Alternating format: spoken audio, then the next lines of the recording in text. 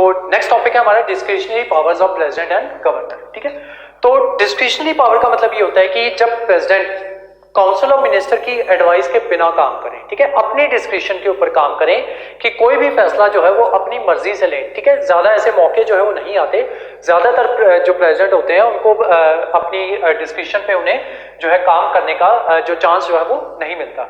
ज्यादातर उन्हें जो होता है जो आपकी ये होती है क्या कहते हैं काउंसिल ऑफ मिनिस्टर जो होती है उन्हीं के कहने के ऊपर इनको जो है वो काम करना पड़ता है। तो मोस्टली जो होता है जो आपकी जो यूनियन होती है वहां पे ये कहा जाता है कि जब हमारी पार्लियामेंट जो थी उसमें डिस्कशंस हो रही थी तब यहाँ पे यही कहा गया था कि जो आपकी जो लोकसभा है वो कभी भी काउंसिल ऑफ मिनिस्टर के बगैर जो है वो नहीं रहेगी। ठीक है, पीछे मैंने आपको स्टोरी बताई थी कि जब मनमोहन सिंह जो थे जब उनकी सरकार गई थी और मोदी सरकार जो है वो अभी नहीं आई थी। ठीक है, मनमोहन सिंह की सरकार जो थी पीएम मनमोहन सिंह की सरकार पीएम मोदी।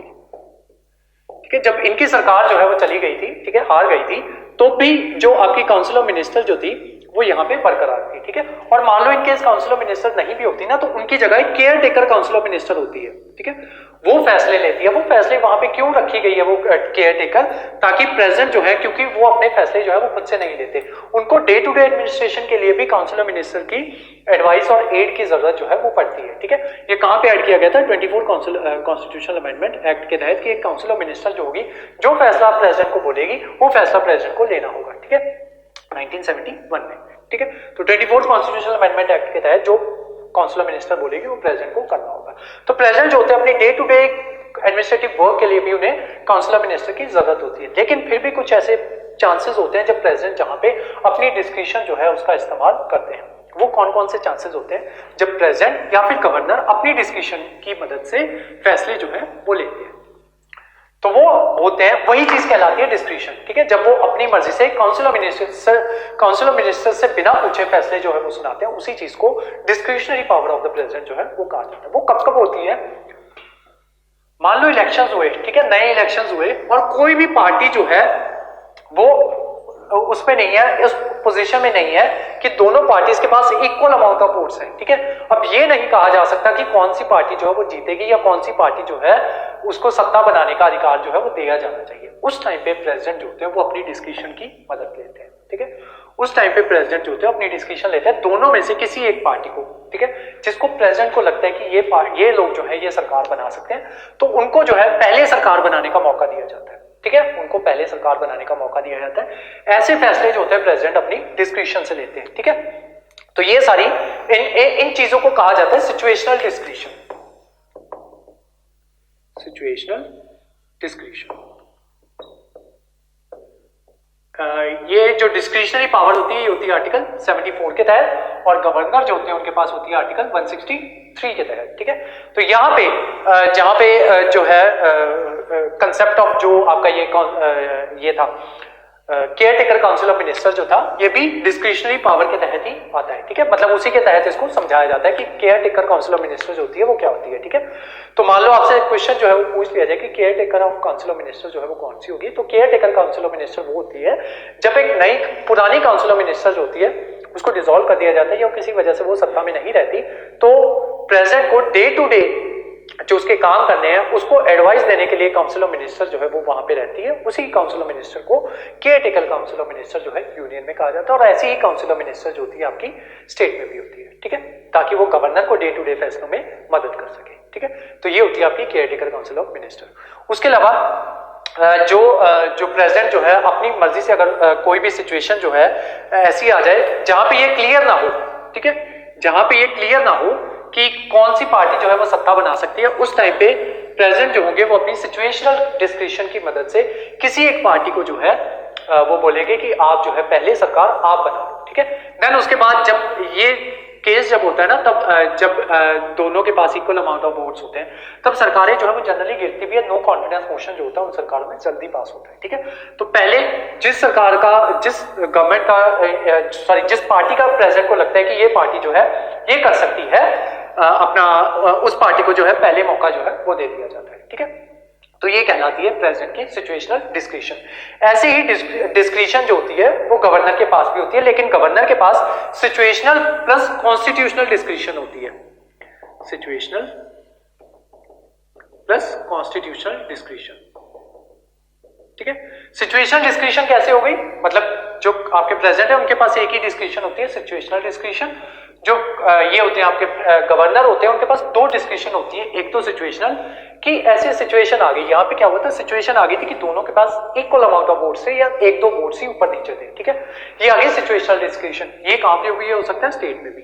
ठीक है, कि जब स्टेट में दो पार्टीज हो, ठीक है, और दोनों के पास इक्वल अमाउंट ऑफ वोट्स हो, तब गवर्नर क्या करेंगे, किसी एक पार्टी को बोल देंगे कि पहले आप सरकार बना लो। ठीक है, अब ये हो गई उनकी सिचुएशनल डिस्क्रिशन। उसके अलावा उनके पास कॉन्स्टिट्यूशनल डिस्क्रिशन भी होती है। कॉन्स्टिट्यूशनल डिस्क्रिशन किस तरीके से होती है, गवर्नर के पास क्या पावर्स होती है, जब मैंने आपको शेड्यूल्स करवा रहा था, शेड्यूल 6 और 5 मैंने आपको करवाया था, तब मैंने आपको बताया था कि गवर्नर के पास कॉन्स्टिट्यूशनल डिस्क्रिशंस भी दी गई है। ठीक है, कि गवर्नर अगर चाहे तो अपनी मर्जी से कोई जो पर्टिकुलर एरिया जिसको शेड्यूल एरिया जो है वो घोषित किया गया है या ट्राइबल एरिया जो है वो घोषित किया गया है, तो उसके लिए गवर्नर अपनी डिस्क्रिशन के ऊपर कोई भी काम जो है वो कर सकता है। अपनी डिस्क्रिशन के ऊपर उनको फाइनेंसेस जो है वो प्रोवाइड करवाए जा सकते हैं। ठीक है, अपनी डिस्क्रिशन के ऊपर वहां पे जो गवर्नर जो है वहां के जो जुडिशियल डिसीजन जो है वो भी ले सकता है। ठीक है, तो ये सारी पावर्स क्योंकि उसको कॉन्स्टिट्यूशन ने प्रोवाइड करवाई है under schedule 6 and 5, under schedule 5 and 6 ये पावर्स कॉन्स्टिट्यूशन ने गवर्नर को प्रोवाइड करवाई है कि गवर्नर अपने डिस्क्रिशन पे ये काम जो है वो कर ले। तो ये जो है डिस्क्रिशनरी, जो गवर्नर की डिस्क्रिशनरी पावर है वो सिचुएशनल तो है ही है, साथ ही साथ कॉन्स्टिट्यूशनल डिस्क्रिशंस भी उसको दी गई है। ठीक है, तो ये सारी चीजें जो है डिस्क्रिशनरी पावर्स ऑफ द इसमें आती हैं गवर्नर में। उसके अलावा क्या कहते हैं, गवर्नर जो है यहाँ पे स्टेट में जो है काउंसिल ऑफ मिनिस्टर के बिना स्टेट जो है वो चल सकती है। कब चलती है, अंडर आर्टिकल 356, जब वहां पे प्रेसिडेंट रूल लगा हुआ। ठीक है, उसके अलावा गवर्नर के पास कौन सी डिस्क्रिशन होती है कि गवर्नर अपनी डिस्क्रिशन के ऊपर प्रेसिडेंट जो होते हैं उनको एक लेटर लिख सकते हैं कि स्टेट की एडमिनिस्ट्रेशन जो है वो सही तरीके से नहीं चल रही, तो आप यहाँ पे प्रेसिडेंट रूल लगा दो। ठीक है, ये भी पावर होती है गवर्नर के पास। डिस्क्रिशन के मामले में प्रेसिडेंट के कंपैरिजन में गवर्नर के पास जो है पावर्स वो ज्यादा होती है। ठीक है, यहाँ पे डिस्क्रिशन आ गई कि आर्टिकल 356 जो है प्रेसिडेंट रूल वो लगा दिया जाए। प्रेसिडेंट गवर्नर ने अपनी डिस्क्रिशन पे प्रेसिडेंट को लेटर लिखा। ठीक है, अब स्टेट की काउंसिल ऑफ मिनिस्टर तो नहीं ना बोलेगी कि आप हमारी सरकार गिरवा दो यहाँ पे स्टेट में। ठीक है, और प्रेसिडेंट रूल लगवा दो। ठीक है, तो कोई भी सरकार जो है ऐसी बातें नहीं करती। ये गवर्नर जो होता है अपनी डिस्क्रिशन पे काम करते हैं। शेड्यूल 6 और शेड्यूल 5 एरिया गवर्नर अपनी डिस्क्रिशन के ऊपर इनको जो है एक्स्ट्रा फाइनेंसेस जो है वो प्रोवाइड करवा सकते हैं। इनके जो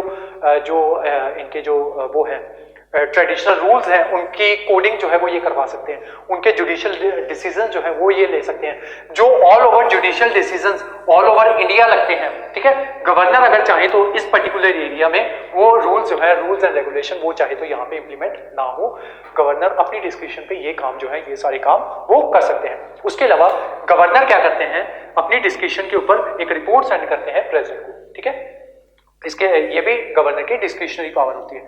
और उसी के साथ साथ, ठीक है, उसी के साथ साथ जो आपके ये जो होते हैं, जैसे हमारे जो गवर्नर ऑफ पंजाब है ना, गवर्नर ऑफ पंजाब, जो हमारे गवर्नर ऑफ पंजाब है वही governor of UT of Chandigarh भी है।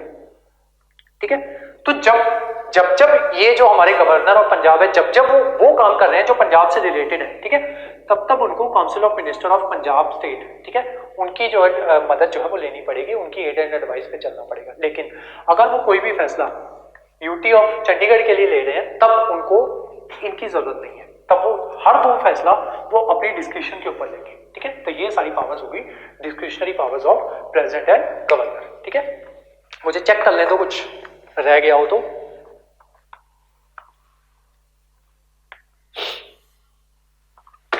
डिस्क्रिशनरी पावर्स यहीं पे खत्म होगी, इसके नोट्स थोड़ी देर में लिखवाता हूं। उससे पहले फाइनेंशियल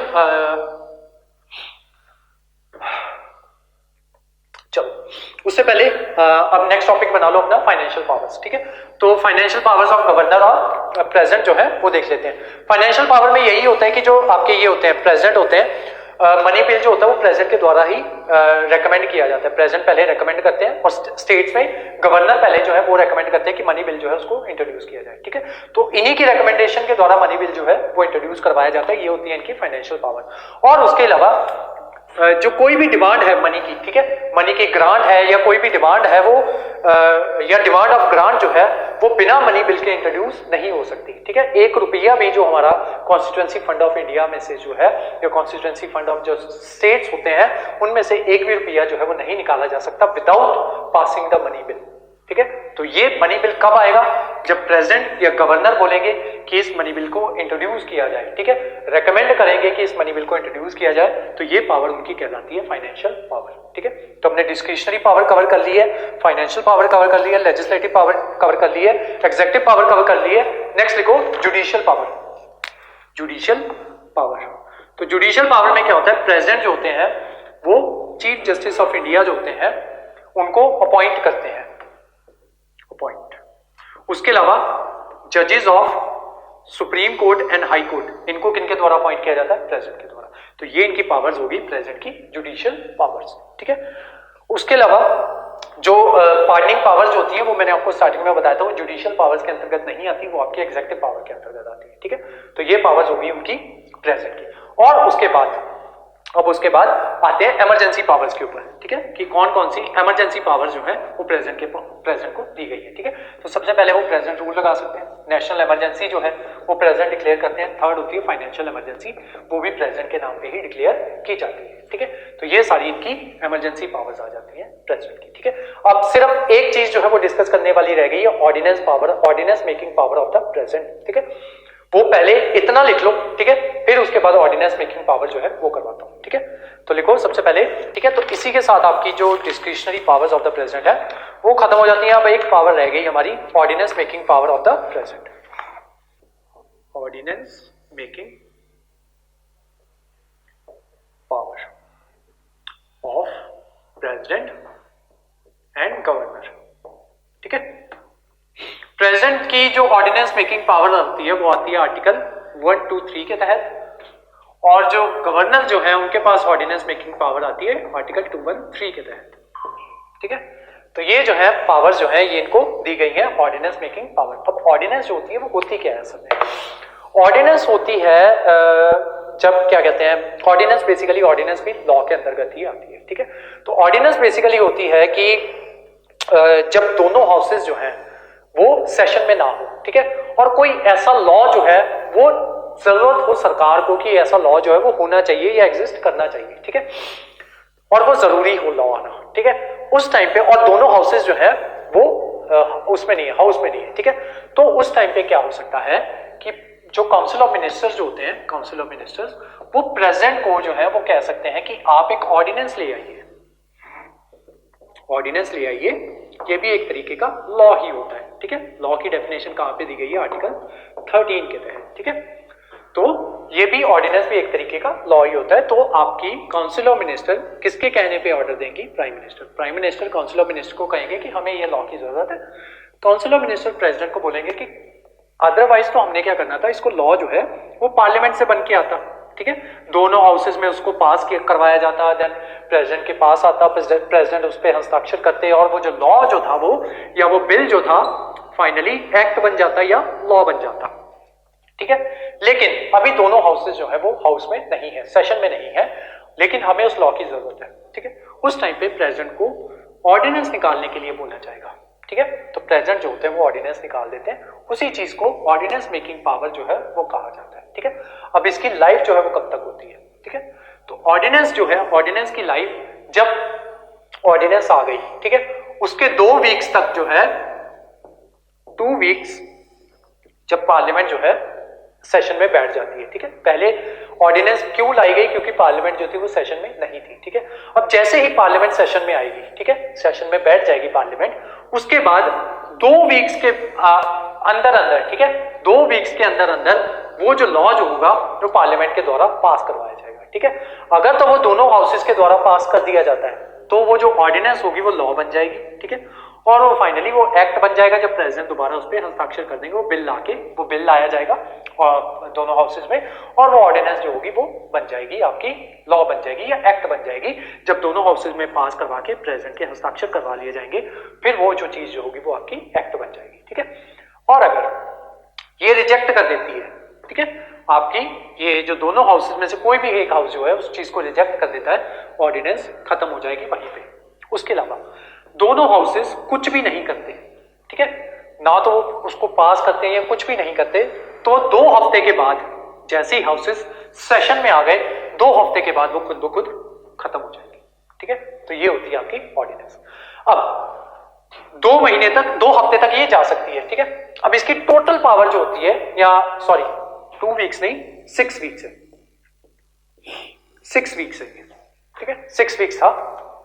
जैसे ही पार्लियामेंट जो है सेशन में आएगी 6 वीक्स के अंदर अंदर इसको पास करवाना होगा, ठीक है। अगर पास हो गई तो वेल एंड गुड, ठीक है, वो लॉ बन जाएगी, एक्ट बन जाएगी। अगर पास नहीं होती या वो पास नहीं करती तो खत्म हो जाएगी वो ऑर्डिनेंस 6 हफ्ते के अंदर अंदर, ठीक है। 6 हफ्ते स्टार्ट कब से होंगे, जब दोनों हाउसेस या दोनों में से कोई एक हाउस सेशन में बैठ जाएगा, ठीक है, उनका सेशन जो है वो स्टार्ट हो जाएगा, तभी से ये 6 वीक्स की ड्यूरेशन जो है वो स्टार्ट हो जाएगी। अब इसकी लाइफ कितनी होती है, ठीक है। अब मैंने आपको पीछे बताया था कि जो हमारी जो सेशन जो होता है उनके बीच का डिफरेंस जो होता है वो 6 महीने से ज्यादा जो है वो नहीं जाना चाहिए, ठीक है। मान लो पहला सेशन कब बैठना था, जैन को बैठना था, ठीक है, हाइपोथेटिकली मान रहे हैं, तो नेक्स्ट सेशन उसके 6 महीने बाद, ठीक है, 31 जैन को मान लो ये खत्म होता है, ठीक है। तो 1 जुलाई को जो है, आई थिंक 6 महीने तभी बनेंगे, 1 जुलाई को जो है हमें जो ये जो होगा हमारा नेक्स्ट सेशन जो है वो करवाना होगा, ठीक है। वो देख लेना इतने ही बनते हैं, नहीं बनते ऐसे आप 6 मंथ्स ही याद रखो, ठीक है, कि 6 मंथ्स के बाद नेक्स्ट सेशन जो है वो करवाना होता है, ठीक है। अब क्या हुआ, ऑर्डिनेंस कैसे आएगी, ठीक है। मान लो 31 जनवरी को जो है इस दिन आपका ये सेशन जो था वो खत्म हो गया, ठीक है। अब क्या है कि कोई ऐसा लॉ जो है उसकी जरूरत पड़ गई है, ठीक है। अब सिचुएशन ऐसी आ गई है कि दूसरा सेशन जो है वो बुलाया नहीं जा रहा, ठीक है, दूसरा सेशन बुलाया नहीं जा रहा। अब प्रेसिडेंट का काम क्या है कि 6 महीने के अंदर अंदर कुछ भी करके सेकंड सेशन जो है वो रखवाना ही रखवाना है। क्यों, क्योंकि कॉन्स्टिट्यूशन में कहा गया है, ठीक है। और अगर वो चीज जो है पूरी नहीं की जा रही तो वो कॉन्स्टिट्यूशन की वो होगी, कॉन्स्टिट्यूशन की डिसरिस्पेक्ट होगी, ठीक है। आप अगेंस्ट कॉन्स्टिट्यूशन जो है वो सरकार जाएगी तो वो सरकार को ही गिरा दिया जाएगा, ठीक है। जो सरकार अगेंस्ट कॉन्स्टिट्यूशन जाएगी तो दोबारा से नए इलेक्शन जो है वो कंडक्ट करवाए जाएंगे, ठीक है। और अदरवाइज ऐसे होता भी नहीं है कि 6 महीने से ज्यादा सेशन जो है वो ना गया हो या 6 महीने का गैप जो है वो आ गया हो, ठीक है। अब इसकी पावर क्या हुआ, यहाँ पे सेशन खत्म हुआ, जिस दिन सेशन खत्म हुआ दोनों हाउसेस सेशन में नहीं है, उसी दिन काउंसिल ऑफ मिनिस्टर ने क्या बोला कि ये जो है ये बिल जो है वो ला दिया जाए, ये ऑर्डिनेंस जो है प्रेसिडेंट से पास करवा दी एक ऑर्डिनेंस, ठीक है। अब इसकी मैक्सिमम लाइफ कितनी जा सकती है, 6 महीने के बीच तक का सेशन, ठीक है। तो 6 महीने, दूसरा सेशन 6 महीने में बैठना है, तो 6 महीने ऑर्डिनेंस को मिल गए, ठीक है। अब नेक्स्ट और ज्यादा कितनी जा सकती है, 6 महीने और 6 वीक तक का टाइम होता है उसको पास करवाने का, ठीक है, जब दूसरी सेटिंग बैठेगी। तो इसकी टोटल लाइफ कितनी होती है, 6 मंथ्स प्लस 6 वीक्स, ठीक है। इतनी इस ऑर्डिनेंस की टोटल लाइफ जो है वो जा सकती है। उसके अलावा जो मैंने आपको बताया था कि सरकार जो है वो ऑर्डिनेंस पास करवाती क्यों है, ठीक है। जैसे आपके ये जो बिल्स, आपके ये जो आपके किसान बिल जो है ये लाए गए थे, ये ऑर्डिनेंस के द्वारा लाए गए थे। कश्मीर जो है उसको आर्टिकल 370 जो रिमूव करवाया गया वो ऑर्डिनेंस के द्वारा रिमूव करवाया गया, ठीक है। तो ये जो है कॉन्स्टिट्यूशन के अगेंस्ट जाके या कॉन्स्टिट्यूशन में लूप होल्स ढूंढ के जब सरकार इस तरीके के काम जो है वो इस तरीके के काम जो है वो करती है ऑर्डिनेंसेस की मदद से, ठीक है। उसके अलावा सुप्रीम कोर्ट ने बार बार इनको हिदायतें भी दी हैं कि आप अगर एक ऑर्डिनेंस जो है वो आप लेके आ रहे हो, ठीक है, उस ऑर्डिनेंस के बाद 3 महीने के बाद, जैसे आपके ये सेशन जो है दूसरा सेशन 4 महीने के बाद स्टार्ट हो जाता है, ठीक है, 4 महीने का गैप रहता है बीच में। तो 4 महीने के बाद वो क्या करती थी सरकार, जैसे बिहार में कुछ केसेस हुए थे ऐसे, बिहार में केस हुए कि उन्होंने क्या कहते हैं अपने 1 साल के अंदर 300 के आसपास ऑर्डिनेंसेस जो थी वो पास करवा दी। वो क्या करते थे कि ऑर्डिनेंसेस जो है वो ले आते थे, जैसी सरकार आती थी तो वो उस ऑर्डिनेंस को पास नहीं करते थे, जैसी सेशन में आती थी ऑर्डिनेंस को पास नहीं करते थे, सेशन खत्म होता था दोबारा से वही ऑर्डिनेंस जो है वो ला देते थे, ठीक है। तो इस तरीके से वो ऑर्डिनेंसेस के ऊपर ऑर्डिनेंसेस बार बार ऑर्डिनेंसेस जो है वो लाए जा रहे थे। तो इसके ऊपर सुप्रीम कोर्ट ने बोला कि ये तो मौकरी है आपकी कॉन्स्टिट्यूशन की। तो इसके ऊपर सुप्रीम कोर्ट ने बाद में फैसला सुनाया था कि अगर एक बार ऑर्डिनेंस आप ला रहे हो उसके बाद सेशन बैठ गया है और उस सेशन में उस ऑर्डिनेंस को पास नहीं किया जाता तो दोबारा से आप सेम ऑर्डिनेंस जो है वो नहीं ला सकते, ठीक है। तो ये बात जो है ये सुप्रीम कोर्ट ने अपने वेरियस केसेस में बार बार ये बात जो है वो कही गई है, ठीक है। तो ये सारा था आपका ऑर्डिनेंस के बारे में। सेम गवर्नर भी जो है ऑर्डिनेंस जो है वो इशू कर सकते हैं जब स्टेट जो है वो सेशन में ना हो, ठीक है। तो गवर्नर जो है वो भी ऑर्डिनेंस इशू कर सकते हैं अंडर आर्टिकल 230, ठीक है। और ऑर्डिनेंस जो है, उसके अलावा ऑर्डिनेंस जो है इसके ऊपर जुडिशियल रिव्यू जो है वो हो सकता है, ठीक है, और ये जुडिशियल रिव्यू के परव्यू के अंदर आती है आपकी ऑर्डिनेंस, ठीक है। उसमें भी सुप्रीम कोर्ट जो है वो वही बात कह देते हैं कि हम आपसे ये नहीं मांग रहे कि आपने ऑर्डिनेंस जो है क्यों इशू की, क्या रीजन थे उसके, हम आपसे कोई भी डॉक्यूमेंट जो है वो नहीं मांग रहे, हम सिर्फ आपकी इंटेंशन जो है वो चेक कर रहे हैं कि आपकी ऑर्डिनेंस लाने की इंटेंशन जो थी क्या वो मालाफाइड थी या फिर नहीं थी, हम सिर्फ ये चेक कर रहे हैं। और इसके लिए आपको कोई भी डॉक्यूमेंट प्रूफ देने की जरूरत नहीं है कि आपने ऑर्डिनेंस क्यों लाई, लेकिन हम अगर आपसे कोई डॉक्यूमेंट मांगे कि आपकी इंटेंशन जिससे क्लियर होती हो, हम आपसे वो डॉक्यूमेंट जो है वो मांग सकते हैं, ठीक है। वो किस तरीके से मांगे कि बात तो वही आ जाएगी ना घूम फिर के, कि उनको जो है वो रीजन देना पड़ेगा कि ऑर्डिनेंस क्यों इशू की, ठीक है, तभी वहीं से उनकी इंटेंशन जो है वो पता चलेगी, ठीक है। तो ये जो है इस तरीके से आपकी ऑर्डिनेंस मेकिंग पावर जो है ये होती है प्रेसिडेंट की और वाइस प्रेसिडेंट की, सॉरी गवर्नर की, ठीक है। तो ये था आपका सारा एग्जीक्यूटिव का टॉपिक। अब इसके बना लो नोट्स।